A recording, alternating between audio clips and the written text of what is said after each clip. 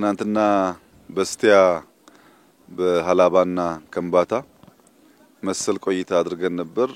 ዛሬ ደግሞ በሀዲያና በስልጤ የጀመርነውን ገጠር የማሻገር የገጠሩን ያርሶ አደሩን ህይወት የማዘመን ስራ ሞዴል ነው ያየነው።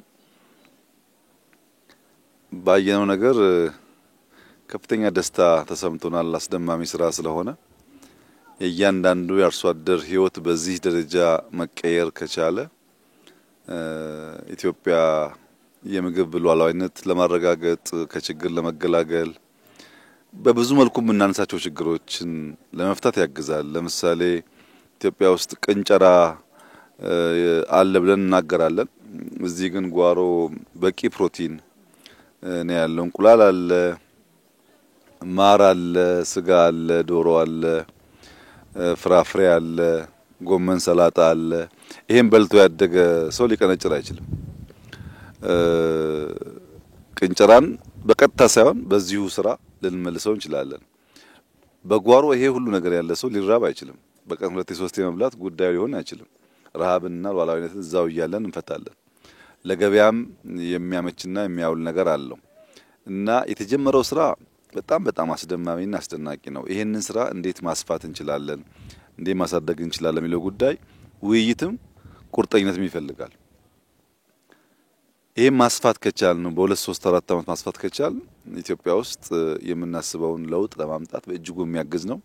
ከሁሉ በላይ ግን አንድ አርሶ አደር ከከብት የተለየ ቤት ኖሮት ምግቡን የሚያመስልበት እንጨት ሳይቆርጥ ማብሰል መቻሉን ማየት ለኛ ለአርሶ አደር ቅርበት ያለን ሰዎች ትርጉሙ ብዙ ነው።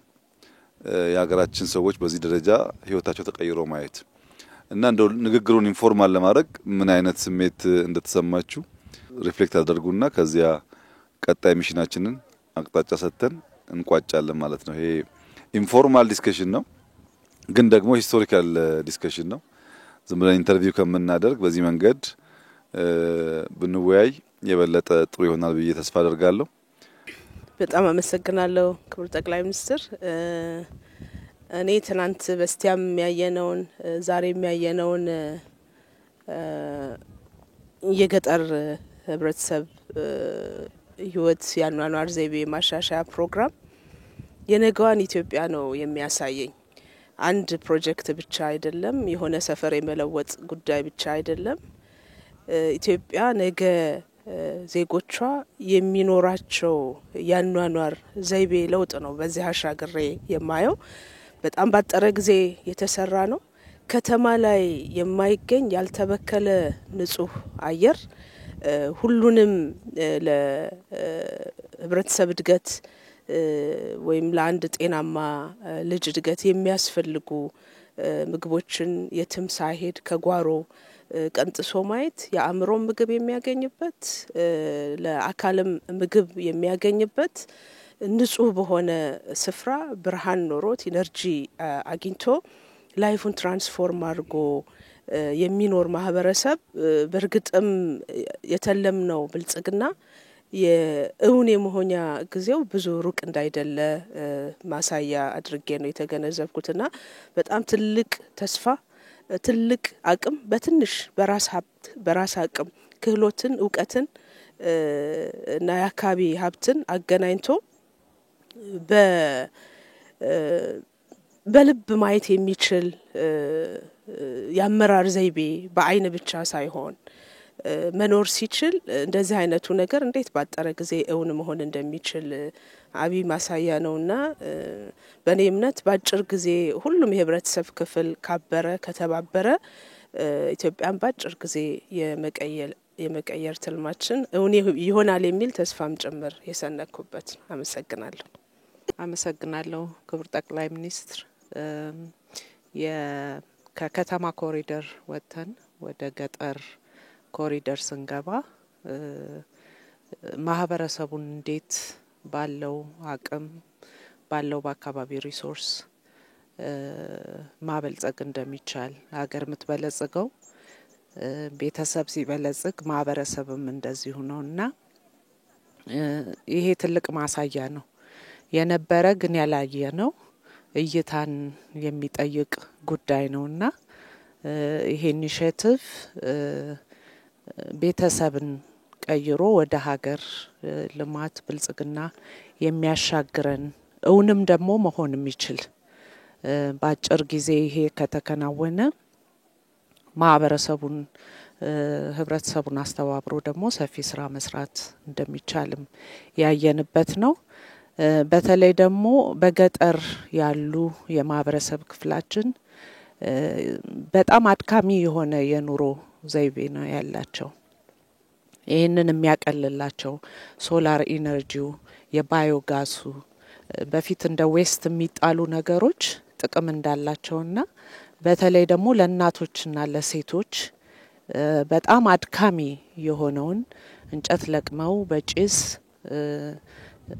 በጣም ብዙ ጉዳት የሚደርስባቸውን በቀለል ባለ መንገድ ከተማ ውስጥ ያለውን የኑሮ ዘይቤ ማምጣት የተቻለበት ነውና ይሄ ትልቅ ጠቀሜታ አለው። ቤተሰብ ጤናማ እንዲሆን ከብት ሰው ሁሉም አንድ ላይ ከሚኖርበት በዘመነ መንገድ በገጠርማ አካባቢ እንደዚህ አይነት የተሻለ ህይወት መኖር እንደሚቻል ጤንነቱ የተጠበቀ አእምሮ የታደሰ ማህበረሰብ ከህፃናትም ጀምሮ ሁሉንም ነገር የያዘ ስለሆነ የምግብ ዋስትናንም ከማረጋገጥ አኳያ ቀጣዩንም ትውልድ የመገንባት ስራ ነው ብዬ ነው ማምነውና በጣም እጅግ ተደስቻለሁ። አመሰግናለሁ። እሺ አመሰግናለሁ። እኔ በዋናነት መናገር እንፈልገው የእይታ ላይ ያለውን ለውጥ ነው መናገር እንፈልገው። ኢኮኖሚ ለማሳደግ ጥረት ይደረግ ነበር ግን ኢኮኖሚ ብቻውን ብልጽግና መሆን እንደማይችልና ሁለንተናዊ ብልጽግና የማህበራዊ ብልጽግና የሰው አናኗር ዘይቤው ራሱ መለወጥ እንዳለበት አሳይቶናል። በተለይ አሁን ብልጽግናችን እናረጋግጥ ሲባል ሰው ካናኗሩ ከቤቱ መጀመር አለበት በሚል እየሰራ ያለው ነገር እጅግ በጣም የሚደንቅ ነው። ከዛ ባሻገር በግለሰብ አርሶ አደር ደረጃም የተሻለ ኢኮኖሚ ያላቸው አርሶ አደሮች አሉ። ነገር ግን ምን አይነት ቤት ውስጥ መኖር እንዳለባቸው አያውቁም። ምን አይነት መኝታ ላይ መተኛት እንዳለባቸው አያውቁም። የአካባቢ ጽዳታቸውን በሚፈልገው ቤታቸውን በሚፈልገው ልክ በንጽህና አያያዝ እንኳን አያውቁም ኢኮኖሚ ያላቸውም ጭምር። ስለዚህ ኢኮኖሚ ያላቸው አርሶ አደሮችም የተሻለ ገበያ ያላቸው አርሶ አደሮችም የተሻለ ቤት ውስጥ መኖር እንዲችሉ የተሻለ አካባቢ ውስጥ መኖር እንዲችሉ ትልቅ ለውጥ ያመጣ ነው። ከዛ ባሻገር ግን እንደ ኢትዮጵያ ብልጽግናን እውን ለማድረግ ራዕይ ሰንቀን እየሰራን ያለ ነው። ለዚህም ደግሞ ካሁኑ ከኢኮኖሚ ማሳደግ ጎን ለጎን አካባቢያችንንም ለመለወጥ አናኗራችን ለመለወጥ እየተደረገ ያለው ነገር እጅግ በጣም ትልቅ ነው። በተለይ ክቡር ጠቅላይ ሚኒስትራችን ያደረጉትን ነገር በዚህ አጋጣሚ በእኛ ክልል ውስጥ በአራቱም ዞኖች ውስጥ የሰሩትን ነገር እጅግ በጣም ማድነቅ እፈልጋለሁ። ህዝቡም ለሳቸው ጥያቄ እውነተኛ ምላሽም እየሰጠ እንዳለና እሳቸው ባስቀመጡት አቅጣጫ መሰረት ደግሞ ያንን የሳቸውን ጥያቄ ለመመለስ እየሄደ ያለው ነገርም እውነተኛ ፍቅሩንም ህዝቡም እየገለጸ መሆኑን በዚህ አጋጣሚ ማንሳት ፈልጋለሁ። በአጠቃላይ የኢትዮጵያ ብልጽግና እውን ለማድረግ የተጀመረው ነገር እጅግ በጣም ድንቅ ነው። በዚሁ ይቀጥላልላለው። እኛም ደግሞ የበኩላችንን እሳቸው በሰጡን አቅጣጫ መሰረት ተጨማሪ ሞዴል ነው አሁን የተሰራው ተጨማሪ ቤቶችን ተጨማሪ መንደር ለመፍጠር ደግሞ በግልም በጋራም ኃላፊነታችንን ለመወጣትም ዝግጁ መሆናችንን በዚህ አጋጣሚ ለመግለጽ ፈልጋለሁ። አመሰግናለሁ። እጅግ አድርጌ አመሰግናለሁ። ክብር ጠቅላይ ሚኒስትር ዶክተር አብይ ይሄ ስራ በጣም በትልቁ አካባቢ እንዲለወጥ ትልቅ ውጤት አምጥቷል። በባዶ ቦታ ነው የጀመርነው። በትንሽ ጊዜ ውስጥ አካባቢ መቀየር እንደሚቻል ኑሮን ማሻሻል እንደሚቻል ይህ ሂደት ደግሞ በቅንጅት ሲመራ የፕሮጀክት አስተሳሰብ መምራት ስንችል በቀላሉ መስራት እንደሚችል ተረድተናል። ሌላው ያለን ነገር እንዳልተጠቀምንም አይተናል። አብዛኛው ይሄ ቤት የተሰራበት 90% አፈር ነው። 10% ነው ሲሚንቶ የተጠቀምነው። ስለዚህ በቀላል በአካባቢ ቁሳቁስ ዜጎቻችን የተሻለ ኑሮ መኖር የሚችሉበት ሁኔታ መፍጠር እንደምንችልም አይተናል። ስለዚህ ያለን አቅም አልተጠቀምንም የሚለው ወስደን አቅማችን እንድናይ አስችሎናል። በፉክክር መስራትም ውጤት እንዳለው አይተናል። የፕሮጀክት ሲመራ የአሰራር ሂደት ነበረው። ሂደቱን የሚከታተሉ ነበሩ፣ የሚቆጣጠሩ ነበሩ። ደረጃ ያወጡ የሚያሳውቀን የጽህፈት ቤቱም ነበር፣ ፕሮጀክት ኮንሰልታንትም ነበረ። ስለዚህ አጠቃላይ ስራዎች በቅንጅት ሲሰሩ የቁጥጥር ስርዓት ሲኖራቸው የፉክክር ስርዓትም የትብብር ስርዓትም ሲኖራቸው ውጤት እንደሚያመጡም አይተናል። ይሄ ለዚህ አካባቢ ትልቅ ጸጋ ነው። ይሄን አይተን በቀጣይ ለመስራትም ዝግጁ ነን። ብዙ አርሶ አደሮችም ስልጠና ወስደዋል፣ ወጣቶች ስልጠና ወስደዋል። አሁን እኛ ማሽኑን ገዝተናል፣ ማምረቻውን የማሽኑን ገዝተናል፣ ዝግጅት አድርገናል። ስለዚህ በጠቅላይ ሚኒስትሩ ወርሶ የተሰጠንንም ሐሳብ ከመነሻ ሞዴል እንደሆነ እንደምናሰፋው ውስጣችን ነበር። ለዚህ በቂ ቅድመ ዝግጅት አድርገናል። የተጀመሩ መንገዶች ውጤታማ እንደሆኑ አይተናል። ይሄን አስቀጥለን እንቀጥላለን። እጅግ አድርጌ አመሰግናለሁ። አመሰግናለሁ። እኔም ሐሳብ መስጠት የምፈልገው በተለይ እይታው ላይ ነው። ያው በተለይ እኔ ፐርሰናሊ የሚደንቀኝ ከለውጡ በኋላ ብዙ አዳዲስ ነገሮች እየወረዱ ነው ያሉትና በሚወርዱ ጉዳዮች ደግሞ ያሉ ጉዳዮች ናቸው ማለት አሁን መሬቱን ብናይ ያለ ነው፣ ሰውን ብናይ ያለ ነው፣ አመራሩን ብናይ ያለ ነው። ግን አዳዲስ እንደዚህ አይነት አይዲያዎችን ክሬት አድርጎ ወደ አዲስ ነገር መለማመድ ላይ መግባት ላይ ብዙ ያዝ የሚያረጉ ነገሮች ነበሩ። አሁን ግን ወዲያው አዳዲስ ነገሮች በተለይ ጠቅላይ ሚኒስትራችን አዳዲስ ነገሮችን ወደ ታች ያወርዳሉ። እታች ያለውም አካል ተከታይ የሆነ የመጣበት ሁኔታ ነው ያለውና ወዲያው ተቀብሎ ተግባራዊ ማድረጉ ላይ ትልቅ ለውጥ ነው እያየን ያለ ነው ማለት ነው። ይሄን ቦታ ሲጀመር ያየ ሰው ለማመን የሚያቅት ስራ ነው የተሰራው ማለት ነው እና በአንድ ቦታ በትንሽ ቦታ ሁሉንም ነገር ማሳካት እንደምንችል ጭምር ያየንበት ሁኔታ ነው ያለውና በተለይ ይሄ አካባቢ ደግሞ መስመርም ስለሆነ መንገድ ዳርም ስለሆነ አጠቃላይ አገር አቋራጭ መኪናዎችም ሁሉ ሲመጡ እየወረዱ እያዩ ፎቶ እያነሱ ተሞክሮን እየወሰዱ እየሄዱ ያለበት ሁኔታ ነው ያለውና ትልቅ አቅም ነው እየሆነ ያለው። እኛ አሁን ውስጣችን እየተነጋገርን ያለነው እንደ ክልልም እንዴት ነው ማስፋት ያለብን ይሄን ጉዳይ ብለን ነው እያሰብን ያለነውና በጣም ነው እኔ ውስጤን የነካው። ትልቅ ስራ ነው የተሰራው። አርሶ አደሩም ጭምር መስራት ከተቻለ ለውጥ ማምጣት እንደሚቻልም ጭምር ቁጭት የፈጠረበት ሁኔታ ነው ያለው። በዛ በኩልም ያለው አርሶ አደር እዚህ ማሳ ላይ ያሳረፍናቸው ነገሮች በሙሉ ማሳረፍ ጀምሯል። ኢቭን ማቴሪያል ጭምር መሰብሰብ የጀመረበት ሁኔታ ነው ያለውና ስለዚህ መስራት ከተቻለ ለውጥ ማምጣት እንደሚቻል በአጭር ጊዜ ውስጥ ማሳካት እንደሚቻል ትልቅ ትምህርት የወሰድኩበት ነው የሚለውን ነገር ለማንሳት ነው። አመሰግናለሁ ክቡር ጠቅላይ ሚኒስትር። ያው በብልጽግና ሐሳቢ አርሶ አደራችን እያደገ ነው ያለው። እየሰራን ያለው ስራ የተቀናጀ ግብርና ለመስራ ገጠር ኢኮኖሚ እያደገ ነው። አርሶ አደሩ ገቢው እያደገ ነው ያለው። ግን ገቢው እያደገ ሲሄድ የተሻለ ኑሮ ፍለጋ የተሻለ አኗኗር ዘመናዊ አኗኗር ፍለጋ ወደ ከተማ ነው የሚፈልሰው። ይሄ አርሶ የተሻለ ኑሮ ከተማ ብቻ ሳይሆን የተሻለ አኗኗር ዘመናዊ አኗኗር ገጠር ላይ መፍጠር እንደሚቻል የተረጋጋ ህብረተሰብ መፍጠር እንደሚቻል ያ የተረጋጋ ህብረተሰብ ደግሞ ለጀመርነው የበለጸገ ቤተሰብ ማህበረሰብ እና ሀገር ግንባታ ትልቅ ፋይዳ ትርጉም አለው የሚል አስተያየት ነው ያለኝ።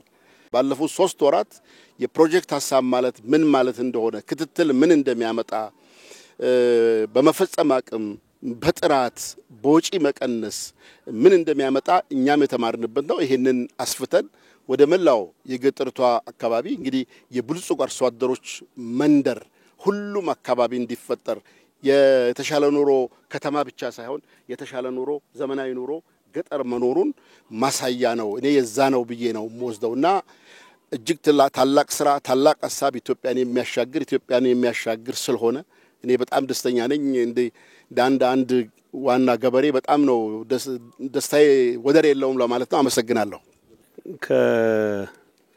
ቅርብ ጊዜ ወዲህ ገጠር ከወጣው ረጅም ጊዜ ሆኖኛል። አትሊስት ወደዚህ አካባቢ መጥቼ አላቅም። መምጣቴ እንዲያየሁትን ነገር በማየቴ በጣም ደስተኛ ነኝ። ብዙዎቻችሁ አንስታችሁታል። የአመለካከት ጉዳይ ነው። አገር መቀየር በሚደረግ ጥረት ውስጥ ትልቁ ፈተና የአመለካከት ነው የሚሆነው። ሰለሞን ደሬሳ የሚባል ባለቅኔ አሁን በህይወት የለም። ብዙ ኢትዮጵያዊ ላሊበላ እና አክሱም ፊት ቆሞ እንዴት እንደማይሰሩ ነው የሚያስበው ነው የሚለው። ቆሞ መጀመሪያ ይመጣለት አይሰሩም ነው የሚለው። አስታውሳለሁ ግብርና ማዘመን ምናምን ሲባል ቴክኖሎጂ እንዲቀስሙ ጃፓን ይሄዱ የኛ መሐንዲሶች ነበሩ። ሲመለሱ የትም ፈቅልንል አንችልም የሚል ትምህርት ነው ቀስሞ የመጡት። ቢኮዝ ጃፓን የደረሰችበት ደረጃ ላይ አይተህ አሁን ያለንበት ሰው አንችልም የሚል መንፈስ እንደ ማህበረሰቡ የሚገልጸን ነው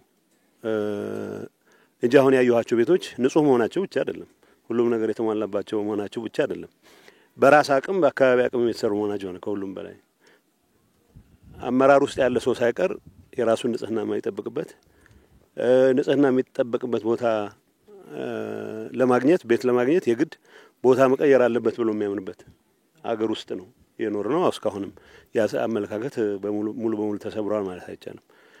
ገጠር ውስጥ አስተማሪ ሆኖ የተመደበ ሰው ገጠር ውስጥ የሚያስተምራቸውን ነገሮች አፕላይ አድርጎ ሰው መቀየር የሚችልበት እድል ይጠቀማሉ። አይጠም ያሉት ጎደሎች እንደተጠበቁ ነው። የተሻለ ኑሮ ለማግኘት መዛወር እንዳለበት ነው የሚያምነው። አጠገቡ ላለ ተለቅ ላለ ከተማ ቀስ ብሎ ደግሞ አዲስ አበባ የበለጠ ስትዛወር ደግሞ የተሻለ ኑሮ የሚገጡ ነው የሚሆነው። አገሩ በሙሉ አዲስ አበባ ሊዛወር አይችልም። አገሩ በሙሉ ዞን ከተማ ውስጥ ሊዛወር አይችልም። ሶ ይህን አመለካከት ለመስበር የሚያስችሉ ስራዎች እንደተጀመሩ የሚያሳይ መሆኑ ነው የሚታይ። ሶ በሎካል አቅም መሰራት ይችላል። መምራት ግን ይጠይቃል። መምራት ይጠይቃል። ነሰሰርሊ ሶፍስቲኬትድ የሆነ የአመራር ጥበብ የፕሮጀክት አቀራረጽ ማለት አይደለም። ሰዎች የተሻለ ነገር ሊፈልጉ እንደሚችሉ ተረድቶ የተሻለ ነገር ለማግኘት በሚደረግ ጥረት ውስጥ ማስተባበር፣ የአካባቢን አቅም መጠቀም፣ በጎደለ ደግሞ ሌሎች የሚሞሉበት ሁኔታ መፍጠር የሚጠይቅ ይመስለኛል። ሶ ያዩዋቸው ነገሮች አንደኛ ከቆሻሻ ነገር ጋር ወይ ከቅድም ጠቅላይ ሚኒስትር አንስቶት ነበር ከመቀንጨር ጋር የቆረምንበት ምክንያት የለም። መቀንጨር የምን ፋንክሽን ነው ብለን ስንል የሚፈለጉት የኒውትሪሽን አይነቶች ማግኘት አለመቻል ነው። እኔ ወይ በጤናዬን ለማስተካከል ወይ ያለኝን አሁን አንዳንድ የሚገጥሙን ችግሮች ለማስተካከል ብሎ ሐኪም ይሄንን ብትመገብ ብሎ የሚነግርህ ነገር አሁን እዚህ እያንዳንዱ ገበሬ ቤት ውስጥ አለ። ይሄ የሚፈጥረው ምሳሌ ነው። ትልቁ አቅም የሚፈጥርልን ይመስለኝ። ድሮ ንጹህ ቤቶች ያላቸው ጎረቤቶቻችን ጋር ብዙ ሰው ለመሄድ ይሞክራል። ያው ያምርን ነበር ማለት ነው ንጹህ ቤቶች። ሶ መስራት እንደምትችል ካወቅ የሌላ ሰው ንጹህ ቤት ሳይሆን የምታማትረው የራስን ቤት ንጹህ ማድረግም ላይ የምትተጋበት ሁኔታ ይፈጠራል። መጨረሻ ግን ማንሳት የምፈልገው ይሄ መንገድ ዳር ያለ ነው። እንደተባለው ከተሜነት የማይቀር ነገር ነው፣ መከተም አለበት። ከተሜነት ከአሜኒቲስ ማቅረብ ጋር ከሌሎች ከነዚህ ጋር ከተያያዙ ሌሎች ጉዳዮችም ጋር አቅርቦት ከማቅረብ ጋር አስተዳደር ጋር ተያይዞ ችግሮች ከመፍታት ጋር ከፍትህ ጋር ሁሉም ጋር የራሱ የሆነ ትልቅ አዎንታዊ ሚና ስላለው የማይቀር ጉዳይ ነው። ግን እዚህ ትልቅ አስፋልት እያለፈ አይ ትንሽ አጋጣሚዎች ለመጠቀም ተጠጋግቶ የሚሰሩ ሳይሆን አስቀድሞ ከተሜነት የማይቀር ከሆነ በታቀደ መልኩ ከተሜ የምትሆንበትን ሁኔታ ለማድረግ የሚያስችል እድል ይፈጥራል የሚል እምነት አለኝ። በራስ አቅም በሎካል አቅም እኔ አመራር በመኖሩ የተፈጠረ ብቻ ሳይሆን አመራሩም የበለጠ እንዲተጋ አቅም ይፈጥር ነው የሚል እምነት አለኝ። ሶ ሁለት ሉፕ ነው ያለው። አመራሩም አቅሙን ያሳርፍበታል። ይሄ መለወጥ ደግሞ ሌላው አመራር ላይ የሚሆን ኢቭን ይሄን ነገር ኢኒሼት ያደረገው ኃይል የበለጠ እንዲነቃቃ የሚያስችል ጉልበት ይፈጥርለታል የሚል እምነት አለኝ። ለኔ ሀገር እንደ ሀገር እንድትቀየር በሚደረገው ጥረት የሚጀመሩ ፕሮጀክቶች ኮስታቸው ምንም ይሁን ምን የወሰዱት ጊዜ ምንም ይሁን ምን ከዛ በኋላ የሚፈጥሩት ዳይናሚክስ ነው ሀገር የሚቀይረው። ለካ እንደዚህ ማድረግ ይቻላል የሚል በህብረተሰብ ዘንድ የሚፈጥረው ንቅናቄ ስለሆነ አይ ቲንክ እነኚህ ነገሮች ለማስፋት በእያንዳንዱ ቦታ መዞር አይጠበቅም። ይሄን ኤግዛምፕል የወሰደ ሰው ኃላፊነት ወስዶ እንደዚህ አይነት የሚያምሩ ቦታዎች እንዲታዩ ለማድረግ የሚያስችል የራሱ ግዴታ መሆኑን አውቆ ያው በአገር ማይኮራ ሰው የለም። ሚሊዮነር የሆነ ሰው ቢሊዮነር የሆነ ሰው የሆነ በዓል ሲኖር ወደ ስልጤ ይመጣል ወደ ሀዲያ ይመጣል የትም ሀገር ቢኖር። ሶ በአገራችን መኩራት ካለብን በእኛ መጽዋት የሚኖሩ ወላጆች እንዲኖሩን ሳይሆን ወላጆቻችን ራሳቸውን ችለው ያለ ምንም ስጋት ንጹህ መኝታ ውስጥ 2-3 ቀን ማሳለፍ የምንችልበት ሁኔታ መፍጠርም ራሱ ማገዝ እንዳለብን አውቀን በዛ መልኩ ብንንቀሳቀስ ይሄ አሁን የምናየውን በአነስተኛ ደረጃ የሚታዩትን ነገሮች በስፋት ማድረግ ማይቻልበት ምክንያት የለም። ንጹህ ነገር በበዛ ቁጥር ሰውም ቆንጨራን ለመሬት ለማልማት ካልሆነ በስተቀር እርስ በርስ ለመቀጣቀጥ ማይጠቀምበትምና ሰላም ለመፍጠር ለምናደርገው ጥረትም ትልቅ አስተዋጽኦ ያደርጋል የሚል እምነት አለ። ሞር ኢንፎርማል የምናደርገው ይሄ ነው። አክባሪስትልኝ አመሰግናለሁ ክቡር ጠቅላይ ሚኒስትር በዚህ ፕሮግራም በመገኘቴ እኔም ደስታዬን ለመግለጽ ነው። ይሄ ያሳየን ነገር ቢኖር አንደኛው ነገን አምጥቶ ዛሬ እንደመኖር ማለት ነው። ወደፊት የምትኖር ኢትዮጵያ በለጸገች ሲባል ሊኖር የሚችለው ምን እንደሚሆን ካየነው ይሄን ይመስላል ማለት ነው። ነገን ዛሬ አምጥቶ መኖር መጀመር ነው። ያለንበት መሬት ቅድም ፋቴ እንዳለችው እዚህ ያለ ነው። ብዙ ሰው ወይ ከተማ የተሻለ ገንዘብ ያለው ቤተሰብ አለው ወይ ደግሞ ካሽ ክሮፕ አለው። አሁንም ከዚህኛው በመጠን የሚበልጥ ቤት የሚሰራ ብዙ ሰው ነበረ ድሮም። ይሄ ለውጥ የሚያሳየን ያለው ግን አንድ የተሟላ ብልጽግና ማለት ምን የያዘ ሲሆን ነው ከግብርናውም ከከተሜነቱም በቤት ውስጥ መኖር ካለበት ነገርም ያን አካቶ የያዘ ሰው ሲበለጽግ መኖር የሚችለው በዚህ መንገድ ይሆናል ማለት ነው። ብዙ ቦታ ቅድም እንደተባለው ከገጠር ወደ ከተማ ነው ሻለ ለውጥ ተብሎ የሚወሰደው። ግን አደጉ የሚባሉት ደግሞ ሀገሮች የተሻለ አቅም ያለው ሰው ከከተማው ወጣ ብሎ ፈንጠራ ያለ ቦታ ነው የነዚህ አይነት ቤት ሰርቶ መኖር የሚችለውና ያንን የብልጽግና የበለጸጉ ሰዎች የተሻለ አቅም ያላቸው ሰዎች ከከተማ ግርግር ወጣ ብለው በደንብ በልጸግ ያለ ህይወት ሲኖሩ ይሄን ነው የሚመስለው። በጤንነት ባካየ ነው ቆሻሻ የሚሆን የነበረ መጸዳጃ አሁን እናቶች ድሮ አይናቸው ጭምር እስኪጠፋ እሳት ለእንጨት ለቀማ ሄደው ሱንፍ ያሉ ጥፉበት ከነበረው ብርሃን ሆኗል፣ ማብሰያ ሆኗል። ጉልበት ይቆጥባል፣ ጤንነት ይቆጥባል፣ ማዳበሪያ ይሆናል። መብራት በተሟላ መንገድ ያገኛሉ። ባጭር ቦታ ውስጥ ሁሉም በጎ የሚባሉ ለምግብነት የሚሆኑ ነገሮችን አንድ ቦታ ያስገኛል። ሁለተኛው አኗኗር ይቀይራል። ሰዎች አሁን በተበታተነ መንገድ ለእርሻ ማይመች፣ ወፍጮ ለማስገባት ማይመች፣ መንገድ ለመስራት ማይመች፣ ኤሌክትሪክ ለመዘርጋት ማይመች የነበረው በዚህ መንገድ ሰዎች ሲደረደሩ አንደኛ ለእርሻ የሚሆን ኩታ ገጠም ለማድረግ የሚያስችል የተሻለ እድል ይፈጠራል። ሁለተኛው በቀላሉ ሰርቪስ ያገኛሉ። ሶስተኛው ለመተጋገዝ የሚያስችል ማህበራዊ ህይወታቸው ይቀየራል። ስለዚህ የተሟላ ብልጽግና የሚባለው ነገር በዚህ ናሙና ስላየ ነው። አቅም ደግሞ ያለው ሰው ይኖራል። ይሄ ደግሞ አሁን የተጀመረው የግብርና ሁሉም አይነቶች ተጨማሪ አቅም መፍጠሪያ ደግሞ መንገዶች ናቸው። በትንሽ መሬት በትንሽ ቦታ ማሩንም አሳውም ሊጨመርበት ይችላል። ፍራፍሬው እዛው ነው ያለው። የሚታረሰው የሚዘራው የሚረባውም አንድ ቦታ ላይ ከታከለበት ሰው በትላልቅ ማሳ ላይ ኢንዱስትሪያላይዝ በሆነ መንገድ ላይ የሚሰራ የነበረውን በኮቴጅ ደረጃ በሃውስሆልድ ደረጃ መስራት እንዲቻል አሳይቷልና ይሄም ያመላክተን አንድ ምናብ ነው፣ ነገር ማየት ነው። ነገ ምን ይኮናል የሚለውን የሚያይ መውሰድ ነው። ሁለተኛው አገር ተቋም መሪውን ይመስላል። በዚህ ደረጃ የሚያምን ራሱ ሮጦ ተንቀሳቅሶ የሚያሰራ መሪ ስላለ የሚሆን ነው። የመሪውን ደግሞ ካየ በየቀበሌው ድረስ አመራር ነው ያለው።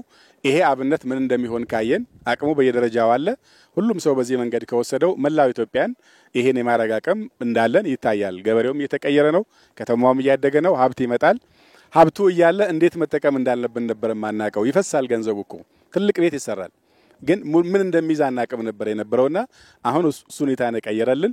ይሄን ይዘን ከወሰድን በየደረጃው ከተሞች ያሉም ዘመዶች አሉ፣ ገጠርም ብዙ የሚያመርቱ አሉ። አሁን እንዴት ቻናል ማለግ እንዳለብን አይተናል ማለት ነው። ከዚህ ተነስተን በጥቂት ዓመታት ውስጥ ረጅም ጊዜ የሚወስደው ብልጽግና ወደ ራሳችን አስጠግተን መኖር የምንችልበት አይን ገላጭ የሆነ ነገር ነው። አይን ይፈልጋል፣ ልብ ይፈልጋል፣ መስጠት ይፈልጋል። እነዚህ ተደምረው ነው ይሄን ነገር ያመጡት። የተሟላው ነገር ግን በእጃችን ስላለ ቀጣይ መላ ሀገሪቱን ወደዚህ መቀየር የሚያስችል እድል ፈጥሯል የሚል እምነት አለኝ። አመሰግናለሁ። ክቡር ጠቅላይ ሚኒስትር እጅግ በጣም አመሰግናለሁ። በእውነት ይሄ ስራ ከዛሬ 3 ወር በፊት ሲጀመር በአራቱም ዞንና እንዲሁም አንበሪቾን ጨምሮ መተው ስላዩልን የመሰረት ድንጋይ ስላስቀመጡልን ከዛም ከ3 ወር በኋላ ስራው አልቆ ተጠናቆ ለእያንዳንዱ ግለሰብ የሚመጥንና ደረጃውን የሚያሳይ ቤት ሰርተው ስላስረከቡልን በራሴ ስምና በክልሉ ሕዝብ ስም እጅግ በጣም አመሰግናለሁ። በመቀጠል የከተማ ኮሪደር ሲሰራ የከተማ ኮሪደር የሚይዛቸው መሰረታዊያን የሚባሉ አሉ ወይም ቤዚክ ኮምፖነንት የሚባሉ አሉ። በተመሳሳይ ሁኔታ የገጠር ኮሪደርም ሲሰራ ቤዚክ ኮምፖነንት የሚባለው ወይም መሰረታዊያን ተጠቃለውበታል።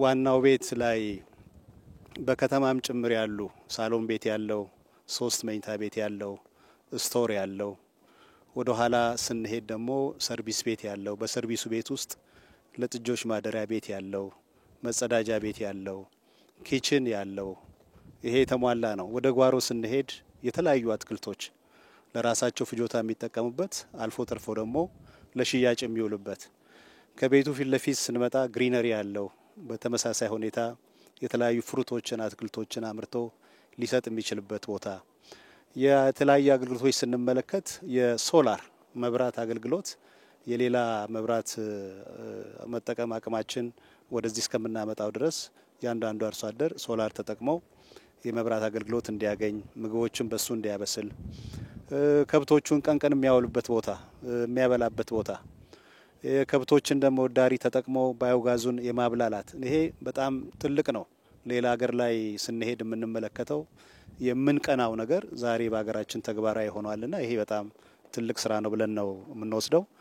ለነበሩት ሀሳብ ላረጉልን አጠቃላይ የመምራት ሰርቪስ ወይም አገልግሎትና ስለመሩን ጭምር እጅግ በጣም እናመሰግናለን። በቀጣይ ከዚህ ወስደን እኛ ይሄን ጉዳይ ማስፋፋት መቻል አለብን። የከተማውን ህዝብ ኑሮ ለመቀየር ያሰብናቸውን የተለያዩ ኢኒሼቲቮች ተግባራዊ በምናደርገው ልክ የገጠሩንም ህዝብ በተመሳሳይ ሁኔታ ተረባርበን በአጭር ጊዜ በተሰጠን አሳይመንት መሰረት በቅርብ ጊዜ እነዚህም በመቶ ማባዛት በሺዎች ማባዛት የህብረተሰቡን አቅም ማስተባበር የአመራሩን አቅም ማስተባበር እና ሙሉ ጊዜያችንን በስራ ላይ እንደምናሳልፍ ቃል እየገባውሎት አሁን የጀመርናቸውን ስራዎች በተለያየ መንገድ ሳይሰሩ ለማደናቀፍ የሚሞክሩ አካላት ጊዜ የለንም፣ ጆሮአችንም ለነሱ አንሰጥም። ሙሉ ጊዜ 24 ሰዓት ህብረተሰቡንና አመራሬን ይዤ በስራ ላይ እንደማሳልፍ በዚህ አጋጣሚ ቃል ገባሎታለሁ። አመሰግናለሁ። መልካም ውይይታችን በጣም ሸጋ ነበር።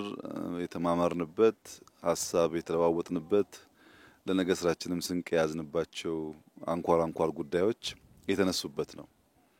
በጥቂት ጉዳዮች ላይ ብቻ ሪፍሌክት ለማድረግ ጌታቸው ካነሳው ሀሳብ ተነስቼ ትንሽ እሱ ያጎደለውን ላክልበት። ጌታቸው ምን አለ ነገር ስናይ እንዴት እንደማይቻል ለመተንተን ነው የምናየው። እንደዚህ አይነት አደገኛ ባህል አለ። ውጭ ሀገርም ስንሄድ ርቀዋልና አይደረስባቸውም ብለን ለመማር መጣልና ያለው ትልቅ አባባል ነው። እሱ ላይ ግን ላክለው የምፈልገው ነገር አለኝ። የጌታቸው ሀሳብ ሙሉ እንዲሆን እንዴት እንደማይቻል ብቻ አይደለም ጌታቸው የምናየው፣ ከተቻለም ለመካድ ያለን ሙከራ ነው አደገኛ የሆነው። ለምሳሌ ከተማ ኮሪደር ስንሰራ በተደጋጋሚ አንስቼዋለሁ። ማን ዲዛይን አደረገላቸው? ማን ሰራላቸው? ገንዘቡ ከየት መጣ? ሌላ ሰው የሚፈልገው ላሊበላም ቢሆን ሲሄድ እንዴት እንደማይሰራ ማመን ብቻ ሳይሆን ኢትዮጵያ ያልሰራው ነው ዲዛይኑን ከሌላ አገር ጋር ማያያዝ፣ አክሱምን ሲያ ከሌላ አገር ጋር ማያያዝ፣ የኑቢያን የኩሽን የአክሱምን ስልጣኔ የፑንትን ስልጣኔ የማያምንና የማይቀበል እሳቤ ነው ያለው። ከቀደም ከሰለጠኑት ውስጥ ከቅድመ አክሱም የፑንት ስልጣኔ የኩሽ ስልጣኔ የኑቢያ ስልጣኔ ራሱ የአክሱም ስልጣኔ የነበረበት የዛጉዌ ስልጣኔ የነበረበት ሀገር አሁን ከዛ ያነሰ ስራ ሲሰራ ሲያይ ሌላ ባለቤት ፈላጊ እንጂ ይቻላል ብሎ አያስብም። ከተማ ላይ አይቼዋለሁ ይሄን ነገር። ማንኛውም ስራ ስንሰራ ማን ሰራላቸው to the extent ማን ጻፈላቸው ብሎም ያስባል። አንችልም አይቻልም ባዮች ነን። ተችሎ ስናይም የኛ አይደለም ብለን ባለቤት ፈላጊዎች ነን። እርግጠኛ ሆኜ የምነግራችሁ ይሄንን ቪዲዮ በርቀት የሚያዩ ሰዎች ሌላ ሀገር ሄደው ነው የቀረጹት ሊሉ ይችላሉ። ያለ ማመን አለ። ኢትዮጵያን እንችላለን እንበቃለን ብሎ ማመን ላይ ውስንነት አለና ጌታቸው ትክክል ነው። ግን ቢታከልበት ብዬ የማስበው እንዴት እንደማንችል ብቻ ሳይሆን ተችሎ ስናይ ደግሞ ለመቀበል ያለን መተናነቅና መቸገር በጣም ይገርመኛል። በሁሉ ስራዎቻችን እኔን ራሴ ማለት ነው ማን ዲዛይን አደረገልህ? ማን አገዘህ? ገንዘቡን ማን ሰጠህ ነው እንጂ ኢትዮጵያ ትችላለች ብሎ ትልቁም ትንሹም አያምንም። ይሄ ደግሞ የእሳቤ ስብራት በተግባር ቁም ነገር እንዳንሰራ ያደርገናል። እንችላለን፣ እኛም ማንችለው ነገር የለም። እንዳንችል ያደረገን የትኩረት የአቅጣጫ ስህተት ነው። እሱን ካስተካከል እንደሚቻል አይተናል። ማስፋትም እንዲሁ ይቻላል። ሁለተኛው ሬድዋን ያነሳው ክሪቲካል ነገር አለ። ለመከተም ከተሜነትን ለማስፋፋት ከወዲሁ አስበን መስራት አስፈላጊ ነው የሚባለው ጉዳይ ከተማ ላይ አንድ ችግር አለ። ሁላችሁም ታስተውሉ ከሆነ መተኛት አይቻልም። አንድ ሰው ታሞ እናቱ ታማ በመከራ ሊያስተኛ ፈልጎ ሌሎች ለራሳቸው ጉዳይ ለሚያደርጉት የድምጽ መታወክ በሽተኛ መተኛት አይችልም። ሰው ስራ ላይ አምሽቶ አንድ ሰዓት ልረፍ ብሎ መተኛት አይችልም። አንዱ ለራሱ ደስታ ለራሱ ነፍስ ስጋ እርካታ ሌላውን ማወክ መብቱ ነው ይመስለው። ይሄ በሁሉ ዓለም የሌለ ነገር ነው። እኛ ሰርጉ የኔ ነው፣ ግን ሌላ በሽተኛ ካላወቅኩ መንገድ ካልዘጋው ሰርግ አይመስለኝም። ለቅሶ የሞተብኝ ሰው እኔ ነኝ፣ መንገድ ካልዘጋው ሌላውን ካላወቅኩ አስፓልት ላይ ድንኳን ካላሰርኩ የኔ ለቅሶ የተከበረ አይመስለኝም። ዓለም እኔ ብቻ አይደለሁም። እምነትም ይሁን ለቅሶም ይሁን ሰርግም ይሁን የግል ጉዳይ እንጂ ሌላውን ሰው የሚያወቅ ከሆነ የሚረብሽ ከሆነ በማህበር የመኖር መሻታችን አደጋ ውስጥ ይገባል። የሰው ልጅ በምግብ ራሱን ለመቻል ነው መሰብሰብ የጀመረው። የሥራ ክፍፍል እያደረገ እየከተመ እየዘመነን መንግስት የፈጠረው። ያን መንግስት የፈጠረበትን ትተን ወደ ኋላ ተመልሰን የአንደኛው ኑሮ ዘዬ የአንደኛው አኗኗር ጎረቤቱን የሚያውክ እየሆነ ሲሄድ ሄዶ እድሜ የሚያሳጥር ብስጭትን የሚያበዛ በብስጭት በሽተኛ የሚያደርግ ነገር መፈጠሩ አይቀርም። አሁን ይሄን ተመልከቱ። መንገዱ እዛ ማዶ ነው ያለው። 30-40 ሜትር ራቅ ብሎ ቤት ሲሰራ ይሄ ሃይዌይ ነው። በየጊዜው ከሆሳና አዲስ አበባ ከአዲስ አበባ ወራቤ መኪና ይንቀሳቀሳል። መንቀሳቀስ አንከለክልም። ስራ ነው፣ ህይወት ነው። እኛ ራቅ ካላልን ግን መኪና ባለፈ ቁጥር መተኛት አንችልም ማለት ነው። እንረበሻለን። የሚረበሽ ሰው እንቅልፉ የተረበሸ ሰው ደግሞ ነገ ፕሮዳክቲቭ መሆን አይችልም። እና ራቅ ማለቱ ነገ ለመከተም ብቻ አይደለም። መንገዱን እናስፋ ብንል አናፈርስም፣ ሀብት አናወድምም ማለት ነው። ከመንገድ ባሻገር ዛሬም ደግሞ ቤቱን አራቅ ነው እንጂ አይሰራበትም ማለት አይደለም። መሬቱ የጎመን ቃሪያ፣ ሰላጣ ይሰራበታል። ይህንን የኑሮ ዘዬ መማር በብዙ መልኩ ለኢትዮጵያውያን የሚገባ እና የሚያስፈልግ እንደሆነ ይሰማኛል። ሶስተኛው በተለይ የክልላችን ርዕሰ መስተዳድር የዞናችንም አስተዳዳሪ መገንዘብ ያለባቸው ጉዳይ በቅርቡ መንግስት ከ1.5 ሚሊዮን ያላነሱ ቤቶች በሚቀጥሉት ዓመታት ገነባለሁ ብሏል። ይሄ ማለት አዲስ አበባ ላይ የሚገነባ አይደለም፣ የእናንተን ስራ ጨምሮ ነው። በየቀበሌው በየሰፈሩ የምንሰራቸው ቤቶች ናቸው ተደምረው በሀገር ደረጃ ያንን ውጤት የሚያመጡት። እኛ ከዛ በላይ ነው እቅዳችን፣ ግን የተጋነነ ቁጥር ተናግረን ሳንተገብር እንዳንቀርን ብለን የቀነስ ነው። እያንዳንዱ ቀበሌ ወረዳ በዚህ መልክ ስራውን ከሰራ ካለንም ጥርጥር ባነሰ ጊዜ ያንን ቤት ልናሳካ እንችላለን። ሰምታችሁ ይሆናል የ3D የቤት አገነባብ ቴክኖሎጂ ወደ ኢትዮጵያ እያመጣን ነው። ቤት እንደ ፋብሪካ የሚሰሩ ፋብሪካዎች እያመጣን ነው። በቀን አንድ ቤት ሁለት ቤት መጨረስ የሚችሉ ፋብሪካዎች እያመጣን ነው። ብረት ገጣጥሞ ቤት የሚሰሩ ፋብሪካዎች እያመጣን ነው። እነዚያ ፋብሪካዎች ግን አንድ ሰፈር ሳይሆን በየመንደሩ መኖር አለባቸው። ከፍተኛ የቤት ችግር ስላለብን በስቶ ጸዳ ያለና የዜጎቻችን ኑሮ የሚያዘምን ቤቶች ማብዛት ይኖርብናል።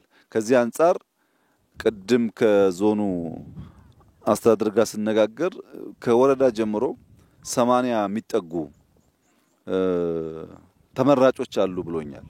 በወረዳ በዞን በክልል ምክር ቤት በፌደራል ምክር ቤት የሚወዳደሩ 80 ገደማ በስልጤ ዞን ብቻ አሉ ብሎኛል።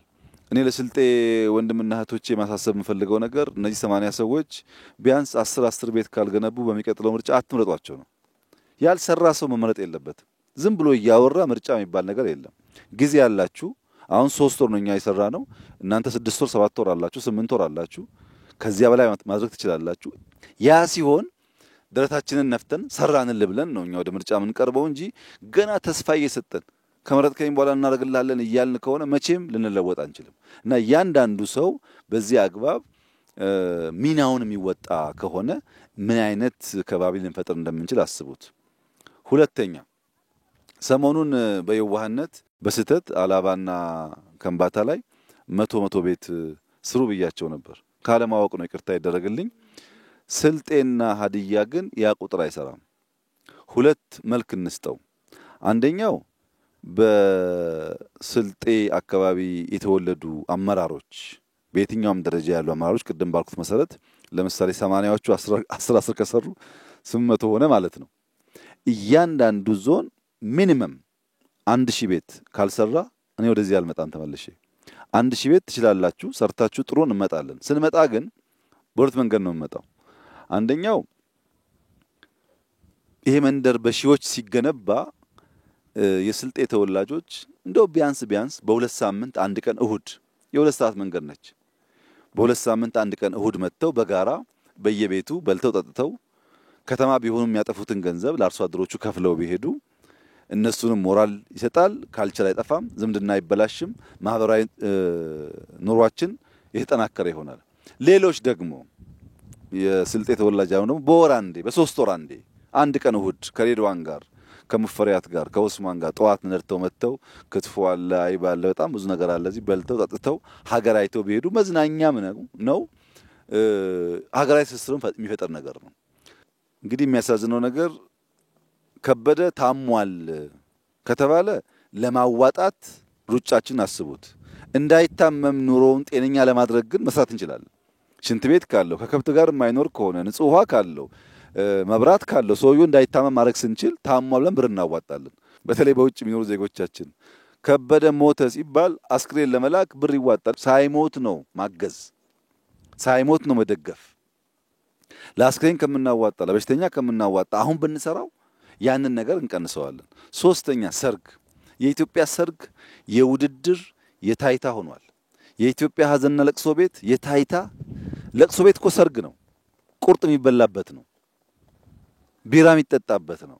ምን ያደርግልናል? በለቅሶና በሰርግ እንደዛ ከምናባክን ሀብታችንን እነዚህ ምስኪኖች በማገዝ ታቸውን በመቀየር ብንጠቀምበት እና ዜጎች መለወጥ እንችላለን ብለው አምነው የገንዘብ ብክነታቸውን ትክክለኛ ቦታ ላይ ቢያውሉ ባጠረ ጊዜ ውስጥ መቀየር እንችላለን። እኛ የከተማ ኮሪደር ስንል እርግጠኞች ነበርን እንደሚቀየር። ሳናስብበት ዘለን የገባንበት ጉዳይ አይደለም። ብዙ መክረን ከወረዳ በላይ ያሉ ሰዎች አሰልጥነን በጉዳዩ ተወያይተን ሀብት የምናገኝበትን መንገድ አስበን ከተማ ጀመርን። አሁን ይሄ ስራ ሲጀመር ድንገት የመጣን ይመስለው ሰው አለ። ድንገት አልመጣንም። ከተማ ስንሰራ ምልክቶች አየን። ከተማ እያማረ ሲሄድ ዜጎች ከገጠር ወደ ከተማ መፍለስ አበዙ። ከተሞች ያላቸው ሀብት ውሃው፣ መብራቱ ለሚፈልሰው ሰው በቂ አይደለም። ተመልሶ ድሮ የምናውቀው ነገር ሊፈጠር ነው። በየቦታው ዝመናን ካላመጣን በቀር በከተማ የምናደርገው ስራ ይበላሻል የሚል ስጋት ነበረን። ስናጠና ዲዛይን ስናሰራ ቆየን። ዋናው ጭቅጭቃችን የነበረው ከስራው በፊት አንደኛ ከ3 ወር ባነሰ ያልቃል ወይ ነው። ሁለተኛ አብዛኛው ማቴሪያል ሎካል ይሆናል ወይ? ከሆነ ቦታ መተን ብንሰራው አይቀጥልም። እንዳያችሁት ነው ጭቃው 90% አፈሩ ሁሉም ቦታ የሚሰራው ሎካል ነው። የሀዲያውም ሀዲያ ነው፣ የከምባታውም ከምባታ ነው፣ የሐላባውም ሐላባ ነው። ሌሎች ክልሎችም ካለ እንደዚሁ እዚህም ስልጤ ያየነው እንደዚያ ነው። ሎካል ማቴሪያል ተጠቅመን ወጣቶች አሰልጥነን ይሄንን ቤት የምንሰራ ከሆነ ስራ እንፈጥራለን፣ የጸዳ ኑሮ ዘዬ እንከተላለን፣ የሰው ፍልሰት እንቀንሳለን። እኔ እርግጠኛ ሆኜ የምነግራችሁ በገጠር እንደዚህ አይነት ህይወት ካለ ብዙ ሰው ከተማ የሚመኝ አይመስለኝም። በተለይ መንገድ ኖሮ በቀላሉ መጓዝ የምንችል ከሆነ ሰው ምን ያደርጋል ከተማ ውስጥ? ከተማ ቆሻሻ ነው ብዙ ነገር፣ አየሩም ድምጹም አያስተኛም፣ ረባሽ ነው። እዚህ ይሻላል እና ይሄንን ነገር ማስፋት የፖለቲካ ስራ አናድርገው። እኛ የተሰጠን ሲዝን ለቁም ነገር ነው። ይሄንን ቁም ነገር የህዝባችን ኑሮ ቀይረን እያንዳንዱን ሃውስሆልድ ቀይረን ካላየን በቀር ትርጉም የለውም። ሌሎች ደግሞ ላልተገባ ዓላማ ጊዜና ሀብታቸውን ለሚያጠፉ ወንድምና እህቶቻችን ያለኝ መልእክት እውነት ለመናገር ጀግና ኢትዮጵያ ውስጥ ትርጉም ብልሽት አለው። ጀግና ማለት ክላሽ አንግቦ መሄድ አይደለም። ጀግና ማለት የአንድን አሮጊት ቤት የሚሰራ ማለት ነው። ክላሽ ማንገብ የሚያስፈልግባቸው ቦታዎች፣ ሁኔታዎች፣ ሙያዎች ይኖራሉ። አብዛኛው ማህበረሰብ ግን ክላሽ ከሚያነግብ የደሃን ቤት ቢቀይር ይሻላል እና ጀግንነታችን ሀገር በማልማት ሀገር በመቀየር ህዝብ በመቀየር ብናደርገው እኛ ለማኞች ልንሆን አይገባም። እንደዚህ ያለ የሚያምር ሀገር ያለን ሰዎች ሆነን ለማኝ መሆናችን ያሳዝነኛል። አሁን በቅርቡ ከልመና ነፃ ለመውጣት ስራ ጀምረናል። ህዝብ አወያይተን ታውቃላችሁ። ወደ 7-8 ክልሎች ጨርሰዋል። ማወጅ ይፈልጋሉ፣ ግን ያልጨረሱ ሰዎች አሉ። ለምን ያልጨረሱም? የተፈናቀሉ ዜጎች አሉ። ያ የተፈናቀለው ዜጋ ቤቱ ገብቶ ቤቱ እንዲገባ አድርገን እንዲህ አድርገን ሰርተንለት ህይወቱን ብንቀይር ኢትዮጵያ ባጠረ ጊዜ ውስጥ የማንንም ስንዴ ማትለምን መሆን ትችላለች። ሰው አፈናቅሎ ማፈን ፖለቲካ ሆነ ኢትዮጵያ ውስጥ። ሰው ቤቱ ቀየው እንዳይመለስ ፖለቲካ፣ ክላሽ መያዝ፣ መሰልጠን፣ ማደግ፣ መጀገን ሆነ፣ መበላላት፣ መጀገን ሆነ። እንዴት ሎ መሬቱ ይልማ ታዲያ?